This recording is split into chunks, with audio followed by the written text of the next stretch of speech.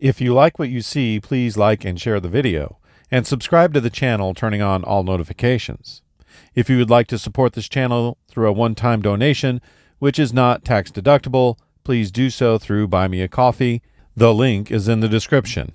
If you buy me a coffee, I will mention your name in my next video. Buy 3 or more coffees, and I will also read your comment up to 3 sentences, so long as they are not out of line.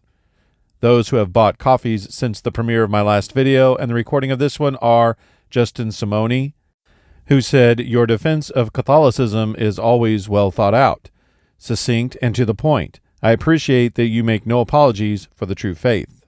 If you have bought me a coffee recently and I did not mention you, it's because it was done after the recording of this video.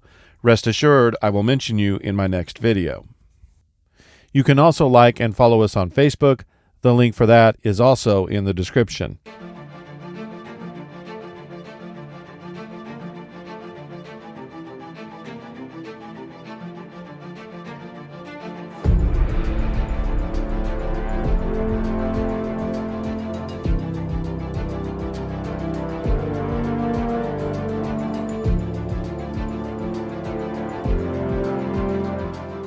Let's talk about dinosaurs.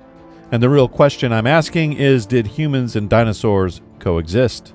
And are dinosaurs what humans used to call dragons? The legends of dragons is universal across all ancient cultures, independent of each other, and have a striking resemblance to one another. In other words, the image of dragons from China looks similar, but not exact, to the European image of dragons.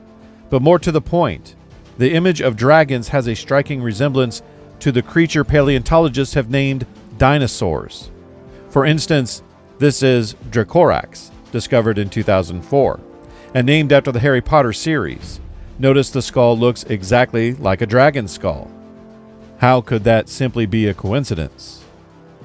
The word dinosaur has only been around since the mid-1800s, so any reference to the creature prior to that would not use the word dinosaur. Sir Richard Owen coined the term in 1842. Prior to that, when these bones were dug up, they were considered dragon bones, or the bones of other, quote, mythical creatures, such as giants. But what people don't understand is that the entire dinosaur paradigm, just like the evolutionary theory as a whole, is built on scant evidence. They've never found a whole dinosaur. They've never even found half a dinosaur. And some dinosaurs have been sketched out quite literally from the discovery of mere fragments such as a single tooth. Add decades of scientific frauds due to scientists trying to outdiscover each other to the mix, and we really have no idea what these things look like. Think about it. How could we know for sure what dinosaurs looked like, sounded like, the environment, mating habits, etc., based on bones, let alone partials and fragments of bones? Now you might say, but I've seen the bones in museums and they're full skeletons. Well, first of all, those are not the bones. Those are plaster castings of the bones. The bones are supposedly in storage, and they just fill in the gaps. Those are artists' renditions. Throughout my lifetime, the quote facts about dinosaurs has changed significantly. When I was a kid, there was a dinosaur called Brontosaurus, even though it had already been proven that the wrong head had been put on the body of a different dinosaur, creating a very popular but fake dinosaur. So according to science, Brontosaurus never actually existed, though similar-looking dinosaurs did apparently exist, and I think they've started reusing the name Brontosaurus as a broader category for sauropods. Something similar has happened to Triceratops, another very popular dinosaur. Thought to be its own species for decades, even centuries, scientists now say that what was once called Triceratops is actually a juvenile of another species of dinosaur called Torosaurus. However, rather than ditching the name Triceratops, they decided to ditch Torosaurus and rename the entire species Triceratops. But the revisions don't stop there. When I was a kid, dinosaurs were thought to be cold-blooded creatures who moved slow with slow reaction times. T-Rex walked and stood upright, and all dinosaurs went extinct because of an asteroid that hit the Earth. Today it is said that T-Rex walked and stood horizontal, and all dinosaurs were fast, warm-blooded creatures who evolved into birds, although I think we may be back to the asteroid thing again. Some dinosaurs, such as Velociraptor, have even been updated with feathers, ditching the scales. Now, this is not to say that the current scientific theory is wrong, or to draw that conclusion. My faith is not threatened by the possibility of millions and billions of years and evolution. The Bible is not a book, it's a collection of books. Some books are indeed clearly meant to be historical accounts, and others aren't necessarily so.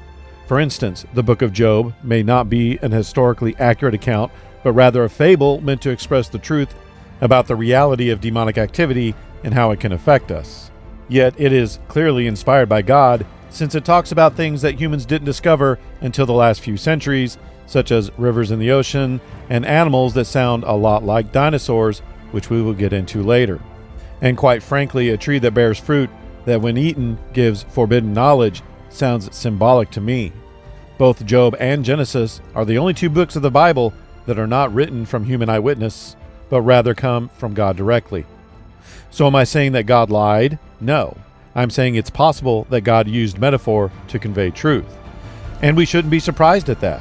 When the very author of Genesis and Job took on human flesh in the person of Jesus Christ, that's exactly what he did. He told stories of 10 virgins and lamp oil, 3 servants and a master who gave them each coins to guard, a woman who threw a party when she found her lost coin, and a landowner who hired workers at different times of the day, yet paid them equally. None of these things actually happened, but expressed the truth concerning man's relationship with God. Why would it be any different in the Old Testament? Still, I'm rather agnostic on whether the creation account in Genesis is literal or figurative, though I do tend to lean toward a literal 6-day creation, making the earth roughly 6,000 years old. A situation which must be true if what science calls dinosaurs are actually what ancient people called dragons. And yes, the two must have coexisted. Again, I'm not drawing that conclusion, but rather exploring the possibility, and I don't throw stones at those who adopt an old earth theistic, not atheistic, but theistic evolutionary point of view. I think it's a valid point of view. Now, you might say that young earth creationism flies in the face of scientific evidence, but that's not really true. I don't want to go into all of that, but suffice it to say that it's not that the old earth evolutionary model is what all the evidence points to, and young earth creationism isn't, like we are told. These are just two different worldviews, and the evidence fits either model. The old earth model says that things happen over a long period of time, and the young model says that things happen rapidly as a result of the global flood, which I do believe happened. And both worldviews have issues. There are things that the models can't account for. So in the end, it boils down to who you trust. The modern atheistic scientists and their ever-changing worldview, or the constant biblical worldview that has never changed. Here is a Bible verse to consider in deciding between the two. 2 Peter 3, verse 3 through 6. First of all, you must understand this, that scoffers will come in the last days with scoffing, following after their own passions and saying, "Where is the promise of his coming? For ever since the fathers fell asleep, all things have continued as they were from the beginning of creation." They deliberately ignore this fact, that by the word of God heavens existed long ago, and an earth formed out of water by means of water, through which the world that then existed was deluged with water and perished. So the Bible says that in the end times non-believers will come mocking Christianity, saying that everything has always been as it is now, meaning we can follow these processes and come up with millions and billions of years, willfully ignoring that the earth was created through water, then destroyed by water, creating the world we have now. But is there any evidence that points to dinosaurs and humans coexisting? Yes. Soft tissue has been discovered in dinosaur bones since the turn of the century. The idea that soft tissue, which rapidly decays, could survive 65 million years was unthinkable to scientists in the past. Yet that's exactly what they're trying to say now, rather than rethink the old Earth model. Young Earth creation scientists have ran carbon-14 tests on dinosaur bones, dating the specimens to be 22,000 to 40,000 years old. Now, you may scoff at the fact that it was creation scientists doing the testing, but these are legit scientists. But here's the real problem. Who performed the test is irrelevant. Carbon-14 has a half-life of 5,500 years, meaning at 5,500 years, half of the carbon-14 will be gone. At 11,000 years, half of that will be gone, and at 16,500 years, half of that will be gone. Somewhere between 50,000 and 60,000 years, all the carbon-14 will be gone from a specimen. So the fact that these dinosaur bones had any carbon-14 at all means that they cannot be older than let's be generous and say 100,000 years old, let alone 65 million years old. You might say, okay, but they don't date to 5,000 to 6,000 years, so it doesn't confirm the age of the Earth according to young Earth creationists. But it's exactly what the researchers expected, and I'm going to quote an article to show you why. A sample purporting to be from the Flood era would not be expected to give a radiocarbon age of about 5,000 years, but rather 20 to 50,000 years. This is consistent what one obtains from specimens of oil, gas, and fossil wood from layers allegedly millions of years old. The reason is radiocarbon dating assumes that the current C14-C12 ratio of about 1 in a trillion was the starting ratio for the objects dated. But this ratio would have been much smaller because of the flood, which removed virtually all living carbon from the biosphere through burial. Because pre-flood and paraflood objects would have started with a much lower C14-C12 ratio, the measured amount today would also be smaller and would be misinterpreted as much older. Remember what the Bible said about non-believers scoffing Christianity, assuming everything has always been as it is now and not taking the flood into account? Just saying. Ancient and medieval artifacts have depictions of what looks like dinosaurs.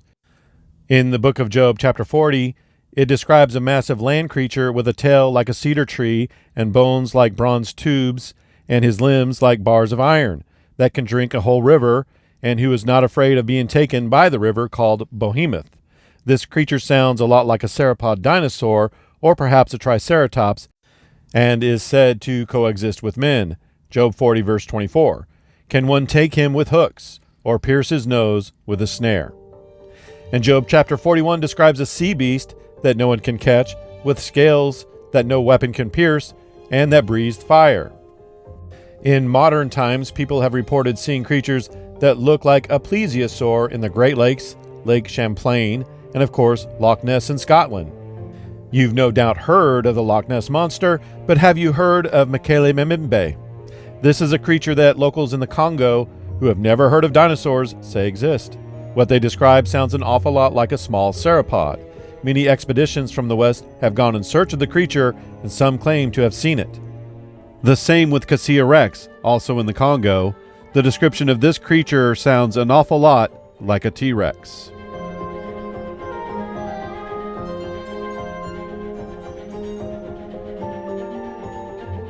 Yet all these things are largely dismissed as large eels, crocodiles, elephants, hippopotamuses, and rhinoceroses, animals that don't look like what's being described when dinosaurs do. Now this brings me full circle to the legends of dragons. I personally find it hard to believe that this creature called dragon that transcends all ancient cultures, the description of which looks suspiciously like creatures dug up within the last 200 years dubbed dinosaurs by scientists, aren't the same creature. I don't believe that ancient and medieval people saw dinosaur bones in the ground and made up these stories. Or even more insulting, that our early animal mammalian ancestors saw dinosaurs, were frightened, searing their memory into our DNA, and that's why ancient art depicts what looks like dinosaurs and stories of dragons were fabricated.